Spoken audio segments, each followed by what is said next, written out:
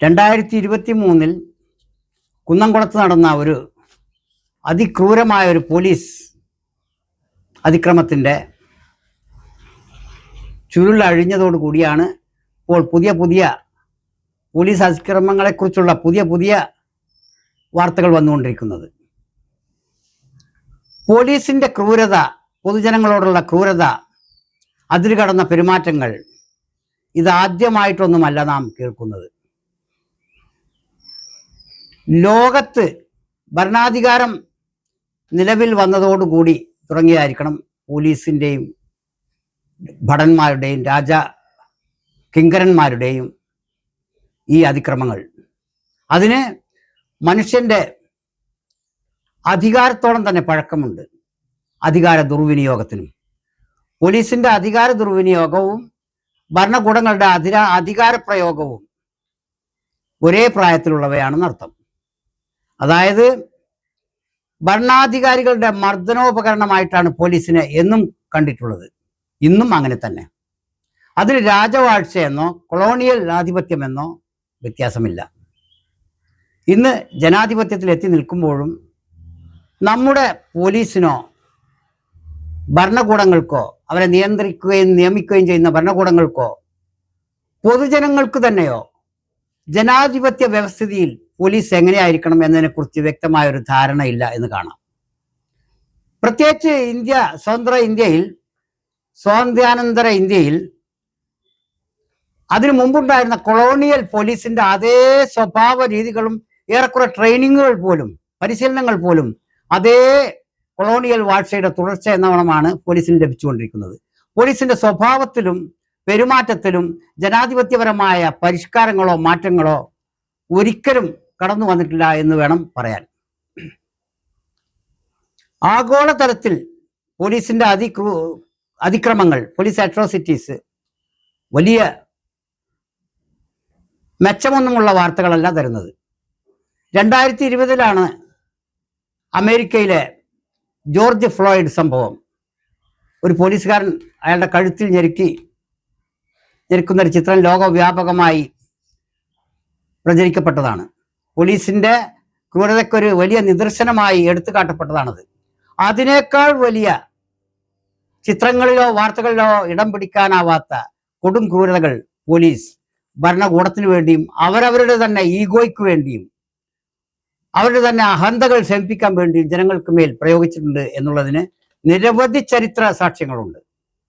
2020 അമേരിക്കയിലെ George Floyd അതിക്രമത്തെ വെളിച്ചത്ത് കൊണ്ടുവന്നതിൽ, ആഗോളവൽക്കരിച്ചതിൽ ബ്ലാക്ക് ലിവ്സ് മാറ്റർ എന്ന മൂവ്മെന്റിന് വലിയ പങ്കുണ്ട്. അതുപോലെ അനേകം മനുഷ്യാവകാശ സംഘടനകളും മറ്റും പലപ്പോഴും ചൂണ്ടിക്കാണിച്ചിട്ടുള്ളതാണ് പോലീസിന്റെ അതിരുകടന്ന പെരുമാറ്റങ്ങളെക്കുറിച്ച്. പക്ഷെ എന്നിരുന്നാലും നേരത്തെ പറഞ്ഞതുപോലെ പോലീസിന് ലഭിക്കുന്ന ട്രെയിനിങ് പോലും ജനങ്ങളെ ഒരു മർദ്ദനോപകരണമായിട്ടാണ് അവരെ ട്രെയിൻ ചെയ്തെടുക്കപ്പെടുന്നത്. അതായത് ഭരണകൂടത്തെ സംരക്ഷിച്ച് പ്രൊട്ടക്റ്റ് ചെയ്യാനുള്ളതാണെന്നാണ് ഇവരുടെ ഭാവം. യഥാർത്ഥത്തിൽ ഭരണഘടന 21ാമത്തെ ആർട്ടിക്കിൾ അനുശാസിക്കുന്നത് റൈറ്റ് ടു ലൈഫ് എന്നാണ്. ആരുടെ? പൗരന്മാരുടെ. ഭരണാധികാരികളുടെ സുരക്ഷ, അവരുടെ Z കാറ്റഗറി സംരക്ഷണം, അവരുടെ ഭരണകൂടത്തിന്റെ, അവരുടെ താല്പര്യങ്ങളുടെ സംരക്ഷണം, ഇതിനൊക്കെയുള്ള അതിനെതിരെ നിൽക്കുന്നവർക്കെതിരെ ഉപയോഗിക്കാനുള്ള മർദ്ദനോപകരണം, ഇതിൽ കവിഞ്ഞ് പോലീസിനോ ജനങ്ങൾക്കോ ഭരണകൂടത്തിനോ പോലീസിനെ കുറിച്ച് വ്യക്തമായ ധാരണകളൊന്നും തന്നെ ജനാധിപത്യപരമായി നിലനിൽക്കുന്നില്ല എന്നതാണ് ഇതിലെ എല്ലാ പ്രശ്നങ്ങളുടെയും മൂലഹേതു എന്ന് കാണാം. അതായത് പോലീസ് സേനയെ അടിയന്തരമായി ജനാധിപത്യവൽക്കരിക്കണം. പൗരന്മാരുടെ സുരക്ഷയ്ക്ക് വേണ്ടിയാണ് അവർ നിയമിക്കപ്പെട്ടിട്ടുള്ളത് എന്ന് അവർക്ക് ബോധ്യപ്പെടുന്ന തരത്തിലുള്ള പരിശീലന പരിപാടികൾ പുനരാവിഷ്കരിക്കണം. ജനങ്ങളിൽ നിന്ന് ഭരണാധികാരികളെ സംരക്ഷിക്കലല്ല പോലീസിന്റെ ചുമതല. പകരം പൊതുജനങ്ങളുടെ ജീവനും സ്വത്തിനും സംരക്ഷണം നൽകാനുള്ള കാവൽ ഭടന്മാരാണ് പോലീസുകാർ എന്ന ബോധം പോലീസുകാർക്കും ഭരണാധികാരികൾക്കും അതേ ബോധം പൊതുജനങ്ങൾക്കും കൂടി ഉണ്ടാകുമ്പോഴേ നല്ല മികച്ച പോലീസിംഗ് നിലവിൽ വരികയുള്ളൂ. ഇപ്പോൾ നമ്മുടെ കേരളത്തിൽ തന്നെ മാതൃകാപരമായ Janamaithri police, women friendly police, കുട്ടികളെയും സ്ത്രീകളെയും സംരക്ഷിക്കുക തുടങ്ങിയ രീതിയിലൊക്കെ പോലീസിങ്ങിന് പേരുകൊണ്ട് പല പരിഷ്കാരങ്ങളും നമ്മുടെ നാട്ടിൽ നിലവിൽ വന്നിട്ടുണ്ടെങ്കിലും പ്രവർത്തനം കൊണ്ട്, സ്വഭാവം കൊണ്ട് പോലീസുകാർ ഇന്നും ഓരോ പോലീസുകാരും വിചാരിക്കും താൻ ഒരു പ്രിൻസാണ്, രാജകുമാരനാണെന്നാണ് ജനങ്ങളുടെ മുമ്പിൽ. ജനങ്ങൾ വഴി നീളെ ഇവരെ ബഹുമാനിച്ചു കൊള്ളണം, ആദരിച്ചു കൊള്ളണം, എഴുന്നേറ്റ് നിൽക്കണം, സല്യൂട്ട് അടിക്കണം എന്നാണ് ഇവർ ആഗ്രഹിക്കുന്നത്. ജനങ്ങൾക്കിടയിൽ ഇവർ വലിയ യജമാന്മാരുടെ ഭാവത്തിലാണ് പെരുമാറുന്നത്. ജനങ്ങളോട് ഒരിക്കൽ പോലും വിനയത്തോടെ പെരുമാറുന്ന അധിക പേരെ കാണാനാവില്ല. അപൂർവം പേരുണ്ടായിരിക്കാം തീർച്ചയായും. പക്ഷെ അതിക്രമങ്ങൾ അതിനടുത്ത പടിയാണ്. ഒരു കുറ്റവാളിയെ പോലും നടു റോഡിലിട്ട് അവന്റെ കുടുംബാംഗങ്ങളുടെ മുമ്പിൽ വെച്ച് മർദ്ദിക്കാനോ കരണത്തടിക്കാനോ ഒരു പോലീസുകാരനും ഭരണകൂടമോ മറ്റൊരു നിയമങ്ങളോ അധികാരം നൽകുന്നില്ല എന്നിരിക്കെ പോലീസ് സ്റ്റേഷനുകളുടെ ഇടിമുറികൾ നടു റോഡിലിട്ട് മാന്യന്മാരെ ആക്രമിക്കുക, അധിക്ഷേപിക്കുക, അസഭ്യം പറയുക പോലീസ് തന്റെ അധികാരം. അതിനെതിരെ ശബ്ദമുയർത്തിയാൽ, കൈ കൊണ്ട് ഒരു തടുക്കാനുള്ള പ്രതിരോധത്തിനുള്ള ശ്രമം നടത്തിയാൽ പോലും അത് അധികാര പ്രയോഗത്തിന് എതിര് നിന്നതായി ചിത്രീകരിച്ച് കേസെടുക്കുക, കേസിൽ കൊടുക്കുക, ജീവിതാവസാനം വരെ അവനെ കോടതിയിലേക്ക് നടത്തിക്കുക. ഇതെല്ലാം അവസാനിക്കേണ്ട കാലം അതിക്രമിച്ചു കഴിഞ്ഞിരിക്കുന്നു സഹോദരങ്ങളെ. ജനാധിപത്യം എന്നാൽ നമ്മുടെ തെരുവുകൾ തോറും തെരഞ്ഞെടുപ്പ് അടുത്താൽ രാഷ്ട്രീയക്കാർ പ്രസംഗിക്കുന്നത് കേൾക്കാം. അതിൽ പ്രധാനമായി എടുത്തു പറയുന്നത് ജനാധിപത്യം എന്നായിരിക്കും. പക്ഷെ ജനാധിപത്യം എന്നാൽ അത് കേവലം രാജാവിനെ മാറ്റി പകരം ജനങ്ങളിൽ നിന്ന് ഒരാളെ കയറ്റിയിരുത്തുക എന്നത് മാത്രമല്ല. അത് സമൂലമായി ഒരു രാജ്യത്തിന്റെ, ഒരു സംസ്ഥാനത്തിന്റെ എല്ലാ മുക്കിലും മൂലയിലും സമഗ്രമായി ജനാധിപത്യം എത്തിച്ചേരേണ്ടതായിട്ടുണ്ട്. അത് ഏറ്റവും പ്രത്യക്ഷത്തിൽ അനുഭവപ്പെടുക, ദുരനുഭവം ഉണ്ടാക്കുക പോലീസിന്റെ ജനാധിപത്യവൽക്കരണം ഇല്ലാതാവുന്നതോടുകൂടിയാണ്. അതായത് ഒരു ജനാധിപത്യ രാജ്യത്ത് പെരുമാറേണ്ടത് എങ്ങനെയെന്ന് പോലീസുകാരന് ഇന്നും അറിഞ്ഞുകൂടാ എന്നാണ് സത്യം. അവൻ കൊളോണിയൽ പോലീസുകാരനെ പോലെയോ രാജകിങ്കരന്മാരെ പോലെയോ ഭരണകൂടത്തിന്റെ കാര്യനടത്തിപ്പുകാരനാണ് താൻ എന്നൊരു ഭാവത്തിലാണ് അവന്റെ പെരുമാറ്റം. അത് ജനാധിപത്യപരമല്ല തന്നെ. ജനാധിപത്യം കേവലം 5 വർഷം കൂടുമ്പോൾ നടക്കുന്ന ഒരു തെരഞ്ഞെടുപ്പ് മാത്രമല്ല, അത് ജനങ്ങളുടെ ക്ഷേമത്തിനായി ഭരണകൂടം പരിപൂർണമായി സമർപ്പിക്കപ്പെടലാണത്. ജനങ്ങളുടെ നിയന്ത്രണത്തിൽ വരുത്തലാണത്.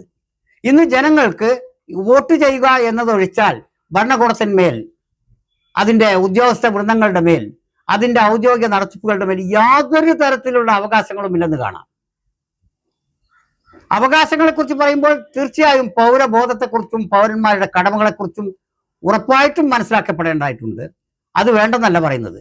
പക്ഷേ പ്രത്യക്ഷത്തിൽ ഏറ്റവും അധികം ജനങ്ങൾക്ക് ഉപദ്രവകരമായ രീതിയിൽ പെരുമാറുന്ന 2 വിഭാഗങ്ങളാണ് ഉന്നത ഉദ്യോഗസ്ഥരും പോലീസുകാരും. ഈ 2 കൂട്ടരെ വെച്ചുകൊണ്ടാണ് ജനങ്ങളെ വരുതിയിൽ നിർത്താൻ ഭരണകൂടങ്ങൾ ശ്രമിക്കാറുള്ളത്. നമ്മുടെ തന്നെ മറ്റു സംസ്ഥാനങ്ങളിൽ കേൾക്കാം, പലപ്പോഴും ഭരണഘടനയുടെ അനുച്ഛേദങ്ങൾക്കെതിരായി, സുപ്രീം കോടതിയുടെ NHRCയുടെ മാർഗനിർദ്ദേശങ്ങൾക്കെതിരായി ഒരു പരിപാടിയുണ്ട് മിക്ക സംസ്ഥാനങ്ങളിലും. കേരളത്തിൽ അത് പൊതുവെ കുറവാണ് കേട്ട് കാണുന്നത്. അതായത് മറ്റൊരു എൻകൗണ്ടർ കില്ലിംഗ്. അതിനുവേണ്ടി മഹാരാഷ്ട്ര പോലുള്ള സംസ്ഥാനങ്ങളിൽ എൻകൗണ്ടർ വിദഗ്ധന്മാർ തന്നെയുണ്ട്. 100 കണക്കിന് കുറ്റവാളികളെ സ്പോട്ടിൽ വെടിവെച്ച് കൊല്ലുക എന്നുള്ളതാണ് അവരുടെ ദൗത്യം, എൻകൗണ്ടർ കില്ലിംഗ്. അതിന് ഭരണഘടനാപരമായി എന്തെങ്കിലും സാധ്യതയുണ്ടോ എന്ന് വ്യക്തമായി എനിക്ക് അറിഞ്ഞുകൂടാ. ഭരണകൂടത്തെക്കുറിച്ച് ആ വർഷമെങ്കിലും ഭരണഘടന അനുശാസിക്കുന്നത് 21ാം ആർട്ടിക്കിൾ അനുസരിച്ച് റൈറ്റ് ടു ലൈഫാണ്, ജീവിക്കാനുള്ള അവകാശമാണ് നിർണയിച്ചു തരുന്നത്. അതല്ലാതെ ഒരു പോലീസ് ഉദ്യോഗസ്ഥന് കൊല്ലാനുള്ള അവകാശം, തെരുവിലിട്ട് കൊല്ലാനുള്ള അവകാശം നൽകപ്പെടുന്നില്ല എന്ന് തന്നെയാണ് എൻ്റെ ബോധ്യം. ശിക്ഷാ സമ്പ്രദായങ്ങളുണ്ട്. അതിന് ശിക്ഷിക്കാനുള്ള വിധങ്ങളും മുറകളും രീതികളും സ്ഥലങ്ങളും സമയങ്ങളും അത് നടപ്പിലാക്കേണ്ട വ്യക്തികളുമുണ്ട്. ക്രമസമാധാന പാലനത്തിന് നിയുക്തരായ പോലീസുകാർ നടു റോട്ടിലിട്ട് വ്യക്തികളെ ശിക്ഷിക്കാനോ അധിക്ഷേപിക്കാനോ അധികാരമുള്ളവരല്ല എന്ന് തന്നെയാണ് എൻ്റെ ജനാധിപത്യപരമായ ബോധ്യം. ആ അടിസ്ഥാനത്തിലാണ് ഈ പറയുന്നത്. അതുകൊണ്ട് പോലീസുകാരുടെ ഈഗോ പൊതുജനങ്ങളുടെ മേൽ നടപ്പിലാക്കുന്നതാണ് നാം പലയിടത്തും കണ്ടുവരുന്നത്. കുന്നംകുളത്തെ സംഭവം മറിച്ചല്ല. പോലീസുകാരൻ്റെ ഈഗോ മാത്രമാണ് അവിടെ ഒരാൾക്ക് പീഡനമേൽക്കാൻ മർദ്ദനമേൽക്കാൻ കാരണമായത്. ആ വ്യക്തി ചെയ്ത തെറ്റല്ല. അദ്ദേഹം ക്രമസമാധാനത്തിന് വിരുദ്ധമായ എന്തെങ്കിലും പ്രവൃത്തി ചെയ്തത് കൊണ്ടല്ല, മറിച്ച് പോലീസുകാരനോട് ചോദ്യം ചെയ്തു എന്നുള്ളതാണ് അദ്ദേഹത്തിന്റെ ഈഗോയെ മുറിവേൽപ്പിച്ചത് എന്നാണ് കേൾക്കുന്നത്. അതിന്റെ പേരിലാണ് 4ഉം 5ഉം പേര് ചേർന്ന് ഒരു വ്യക്തിയെ അവരുടെ വരുതിയിലിട്ടിട്ട് ആക്രമിക്കുക എന്നുള്ളത് എത്ര മൃഗീയവും കാടത്തവുമാണെന്ന് നമുക്ക് ആലോചിക്കാൻ പോലും പേടി തോന്നുന്നു. പക്ഷേ ഈ പറയുന്ന ഞാനും നമ്മുടെ പരിസരത്തിൽ ഓരോരുത്തരും അത്തരം ഒരു സാഹചര്യത്തിന്റെ മുൾമുനയിൽ തന്നെയാണ് ഇപ്പോഴും ഉള്ളത് എന്ന് കാണാം. ഭരണകൂടങ്ങൾ ഇത് പോലീസിന്റെ ദുർവിനിയോഗങ്ങൾ പിണറായിക്ക് മുമ്പും ശേഷവും എന്നൊരു പറച്ചിലുണ്ട്. ശ്രീ പിണറായി വിജയൻ ആഭ്യന്തര വകുപ്പ് ഏറ്റെടുത്തതിന് ശേഷം പോലീസുകാരിൽ നിന്നുണ്ടായ ദുരനുഭവങ്ങളെ കുറിച്ച് ഒരു മുൻ MLA പറഞ്ഞത് നമ്മൾ കേട്ടതാണ്. പക്ഷേ ഈ വിഷയത്തിൽ പോലീസിന്റെ അതിക്രമത്തിന്റെ കാര്യത്തിൽ മുൻ ഭരണകൂടമെന്നോ ഇപ്പോഴുള്ള ഭരണകൂടമെന്നോ ഇനി വരാനിരിക്കുന്ന ഭരണകൂടമെന്നോ യാതൊരു വ്യത്യാസവുമില്ല. പോലീസ് അത് തന്നെയായിരിക്കും. ഒരു മാറ്റവും ആരും പ്രതീക്ഷിക്കേണ്ടതില്ല. അവരെ നിയന്ത്രിക്കാൻ വ്യക്തമായ ജനാധിപത്യ ബോധത്തിനനുസൃതമായ പരിശീലനം അവർക്ക് നൽകുക തന്നെ വേണം. അതല്ലാതെ കേവലം 5 വർഷത്തിലുള്ള ഒരു മുഖ്യമന്ത്രിയുടെ മാറ്റമോ പോലീസ് മന്ത്രിയുടെ മാറ്റമോ പോലീസുകാരുടെ സ്വഭാവത്തിലോ പെരുമാറ്റത്തിലോ കാര്യമായ മാറ്റമുണ്ടാക്കുമെന്ന വ്യാമോഹം ആർക്കും വേണ്ട.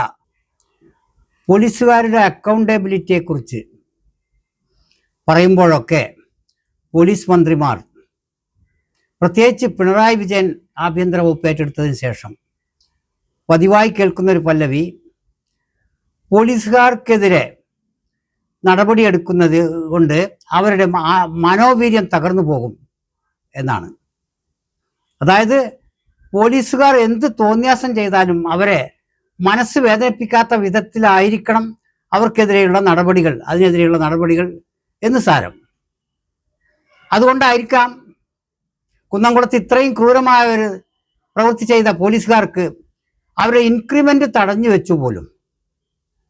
മറ്റു ചില ശിക്ഷകളാണ് സ്ഥലം മാറ്റം, സസ്പെൻഷൻ. വളരെ അപൂർവമായി ഉന്നത ഉദ്യോഗസ്ഥർ പോലീസുകാരെ ശാസിക്കുന്ന ഒരു ഏർപ്പാടും കേട്ടിട്ടുണ്ട്. വെറുതെ ശാസിച്ചു വിടുക.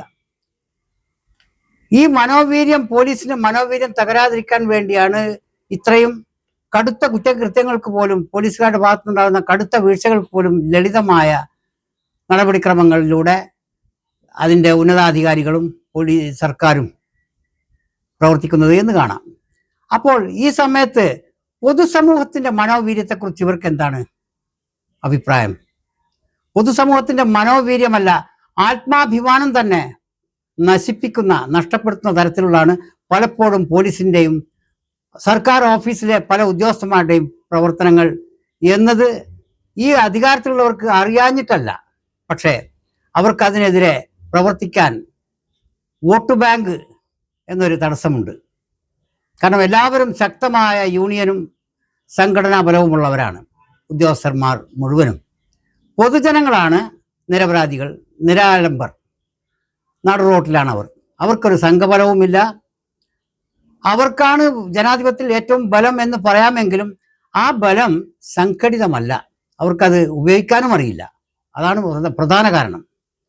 അങ്ങനെ വരുമ്പോൾ പോലീസുകാരുടെ ആപൽക്കരമായ കുറ്റകൃത്യങ്ങൾക്ക് പോലും ലളിതമായ രീതിയിൽ അവരെ ശാസിച്ചോ ഇൻക്രിമെന്റ് തടഞ്ഞോ സ്ഥലം മാറ്റിയോ ചെറിയ തോതിൽ സസ്പെൻഷൻ ഏർപ്പെടുത്തിയോ പ്രതികരിക്കുന്ന സർക്കാരുകൾ യഥാർത്ഥത്തിൽ വ്രണപ്പെടുത്തുന്നത് പൊതുസമൂഹത്തിൻ്റെ ആത്മാഭിമാനത്തെയാണ്. അവിടെ നിലനിൽപ്പിനെ തന്നെയാണത് ചോദ്യചിഹ്നമാകുന്നത് എന്നുകൂടി മനസ്സിലാക്കിയാൽ നന്നായിരുന്നു. അക്കൗണ്ടബിലിറ്റിക്ക് പുറത്ത് ആരുമുണ്ടാവാൻ പാടില്ല. ഇന്ത്യയുടെ പ്രസിഡന്റ് മുതൽ ഇങ്ങേ തലക്കൽ വാർഡ് മെമ്പർ വരെ